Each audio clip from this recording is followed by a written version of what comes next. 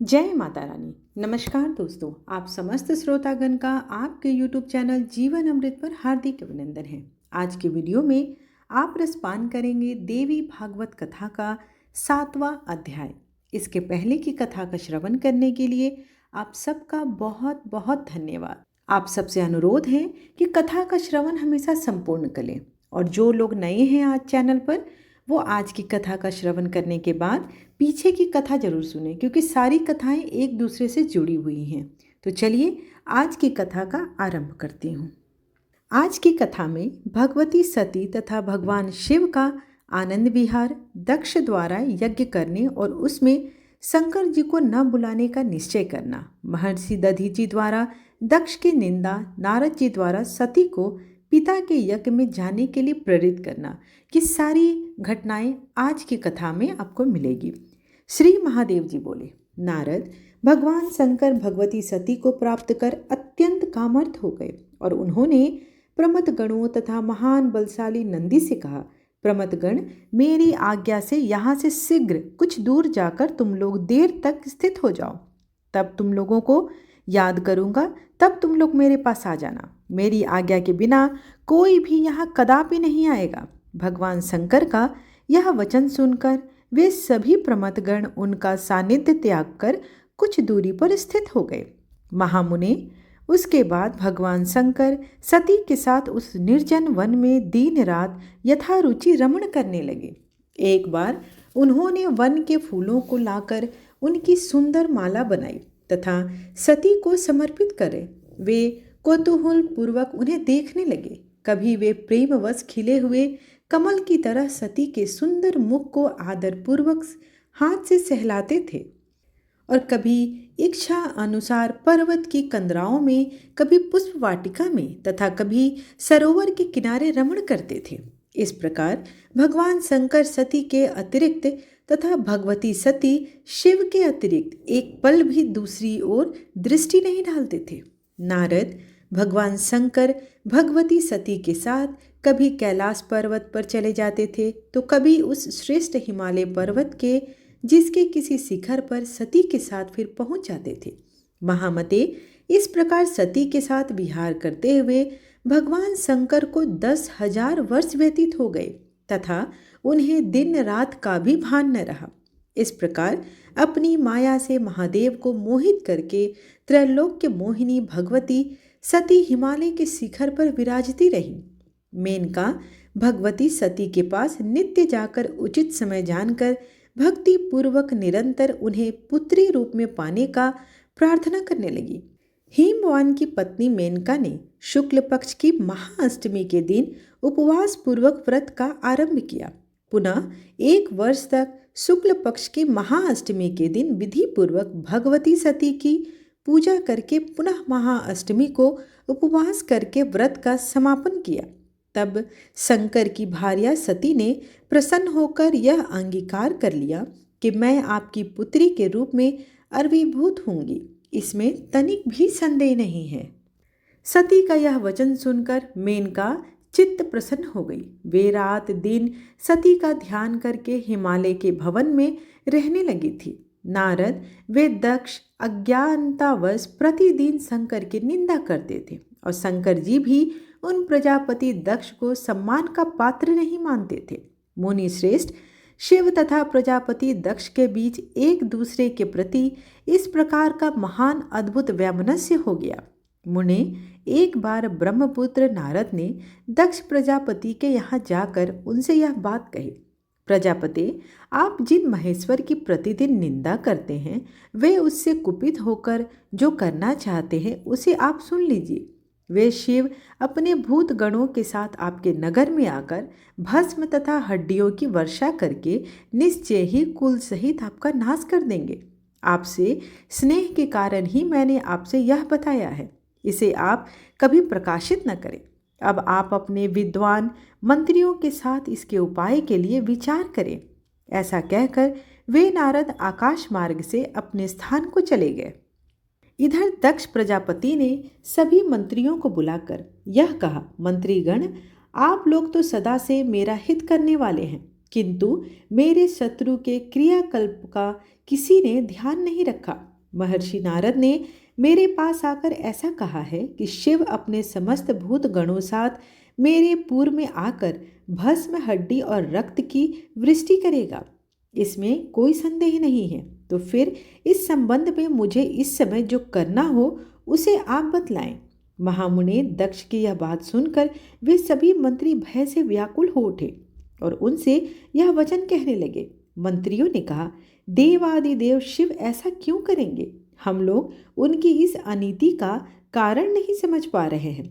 आप तो बुद्धिमानों में श्रेष्ठ तथा सभी शास्त्रों के ज्ञाता हैं। आप यथोचित आज्ञा दीजिए। इसके बाद हम लोगों के द्वारा कल्याणकारी साधना अनुष्ठान किया जाएगा।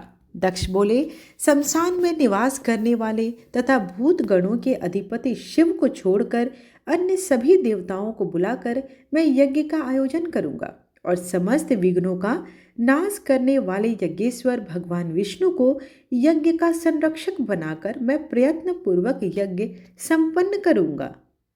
इस प्रकार पुण्य यज्ञ का आरंभ हो जाने पर वह भूतपति शिव मेरे पुण्य कर्म युक्त नगर में कैसे आ पाएगा? श्री महादेव जी बोले, तब दक्ष प्रजापति के ऐसा कहने पर भय के कारण उन मंत्रियों ने दक्ष प्रजापति से कहा, महाराज यह ठीक ही है।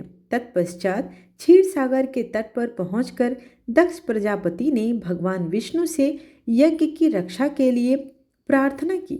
तब परम पुरुष भगवान विष्णु प्रसन्न होकर यज्ञ की रक्षा करने के लिए उन दक्ष के पूर्व में स्वयं पहुंच गए। उसके बाद दक्ष ने इंद्र आदि प्रधान देवताओं, ब्रह्मा देव ऋषियों, प्रधान ब्रह्म ऋषियों, प्रधान यक्षों, गंधर्वों, पितरों, दैत्यों, किन्नरों तथा पर्वतों को निमंत्रित किया।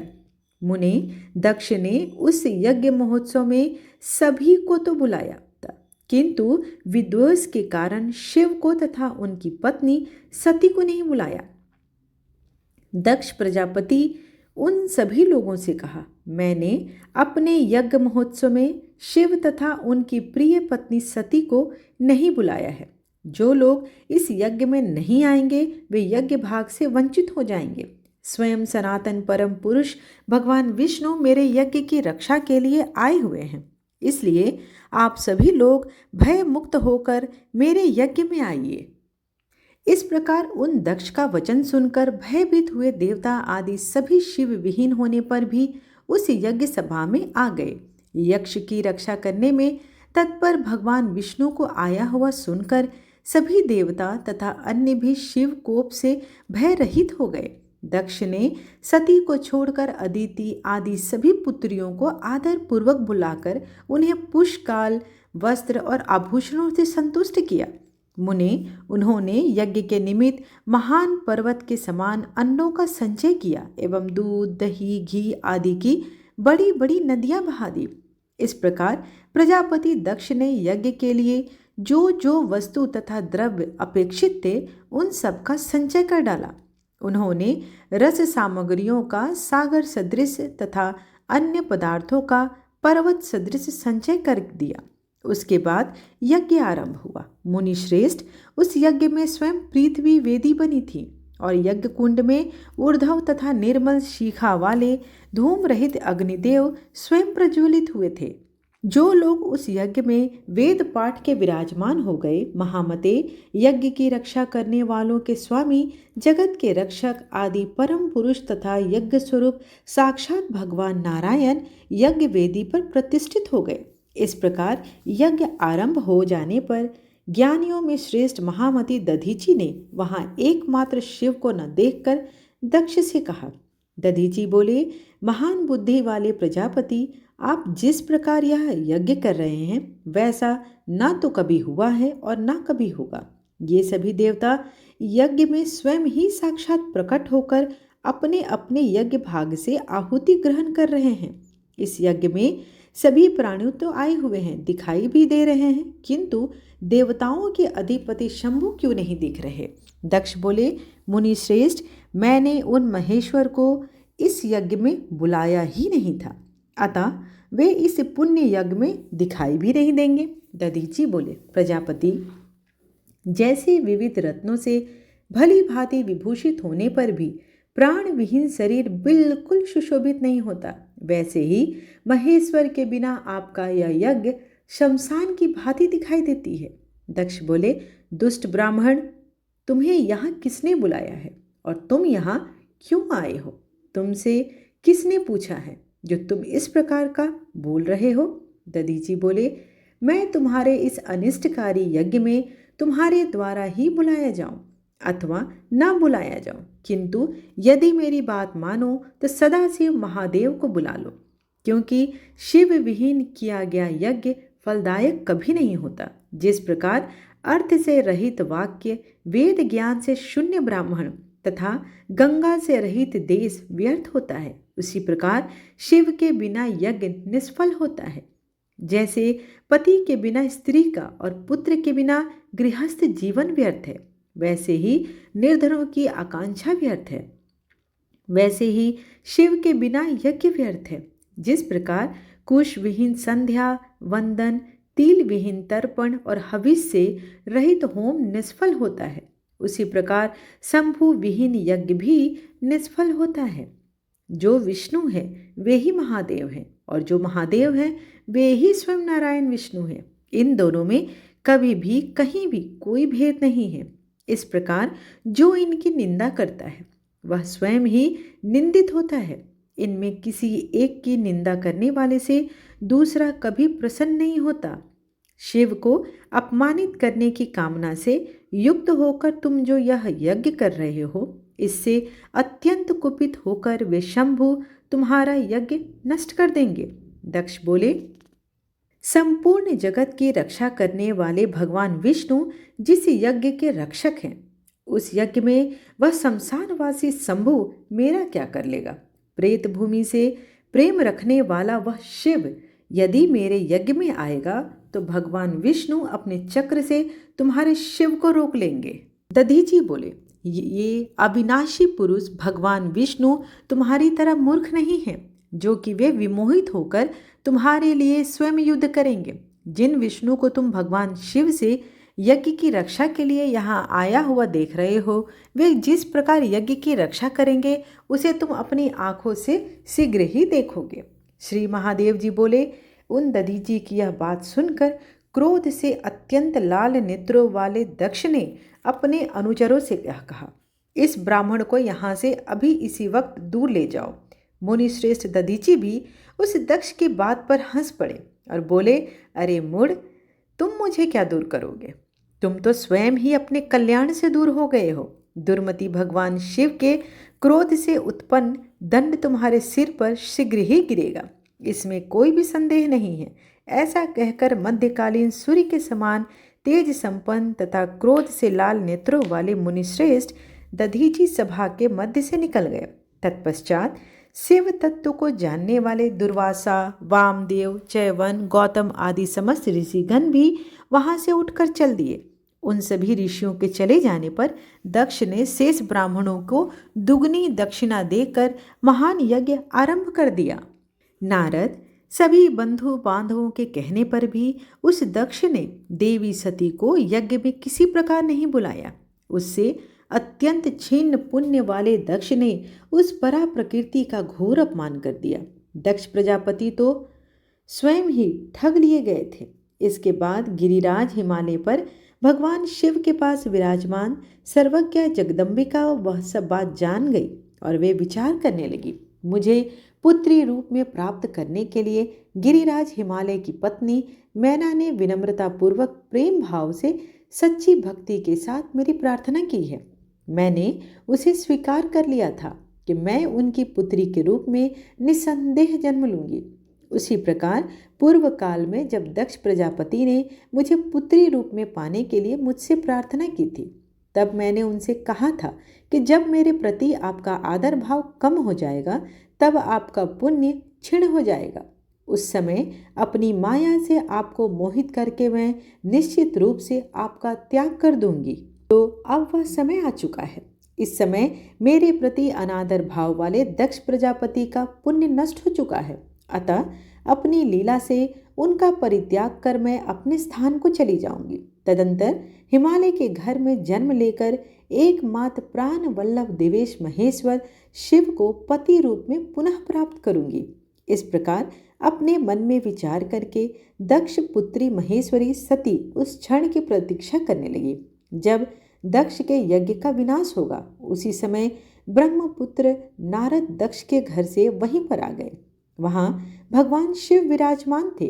3 नेत्रों वाले देवादिदेव शिव की 3 बार परिक्रमा करके नारद ने कहा, उस दक्ष ने अपने उस महायज्ञ में सभी को बुलाया है। देवता, मनुष्य, गंधर्व, किन्नर, नाग, पर्वत तथा अन्य जो भी प्राणी स्वर्ग, मृत्यु लोक और रसातल में हैं, उन सभी को उसने बुलाया है। केवल आप दोनों को अर्थात शिव और सती को ही छोड़ दिया है।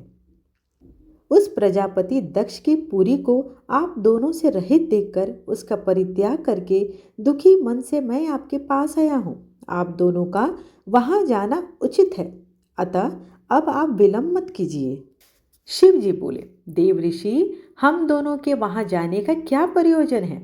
जैसी उनकी रुचि हो उसके अनुसार वे प्रजापति दक्ष अपना यज्ञ पूरा करे। नारद जी बोले, यदि वे दक्ष आपके अपमान की इच्छा करते हुए वह महान यज्ञ संपन्न करते हैं तो इससे आपके प्रति लोगों में अनादर का भाव उत्पन्न हो जाएगा।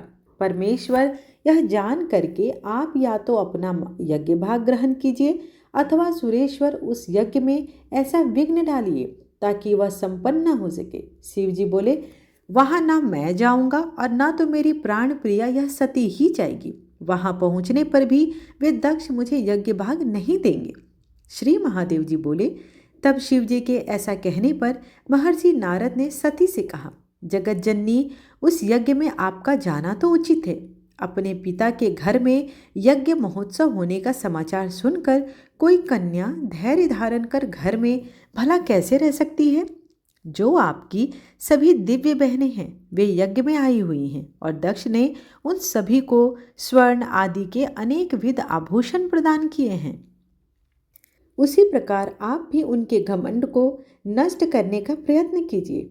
मान तथा अपमान प्रति समभाव वाले परम योगी शिव ना तो यज्ञ में जाएंगे ना तो विघ्न ही उत्पन्न करेंगे। तदंतर दक्ष पुत्री सती से ऐसा कहकर महर्षि नारद ने शिव जी को प्रणाम करके पुनः दक्ष प्रजापति के घर के लिए प्रस्थान किया। इस प्रकार से देवी भागवत महापुराण का 7वां अध्याय यहीं पर समाप्त हुआ।